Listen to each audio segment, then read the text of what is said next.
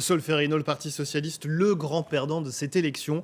Une image qui résume à elle seule la situation. Regardez la carte de France, on est en 2012 et tous ces candidats qui étaient sélectionnés pour le second tour, voilà ce qu'il reste en 2017. Une soixantaine seulement de candidats socialistes. Il ne pourrait être que 15 à 25 à être élus. Le PS qui est éliminé dans la plupart de ses bastions. C'est le cas notamment en Seine-Saint-Denis où sont rendus Claire-Hélène Bousgarou et Juan Palencia. Reportage.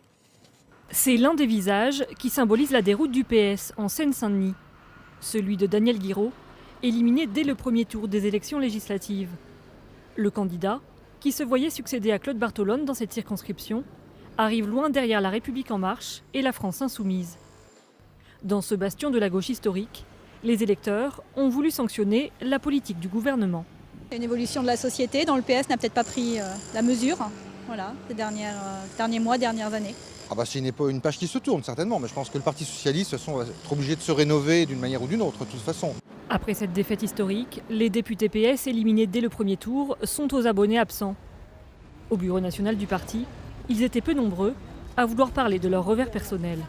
On va faire une cure d'opposition, on va faire aussi une cure d'humilité. On a eu tous les pouvoirs, il y a 5 ans on avait tous les pouvoirs. Là on est quasiment au fond du trou.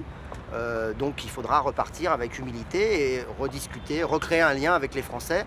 Recréer un lien avec les Français à l'échelon local, ce sera l'enjeu du PS, pris en étau entre La République En Marche et la France Insoumise. Ce premier tour des législatives, mais comme d'ailleurs l'élection présidentielle, a beaucoup attaqué la notion de fief électoral. Et s'agissant des candidats socialistes, l'implantation locale, la notoriété n'a pas protégé un certain nombre de candidats.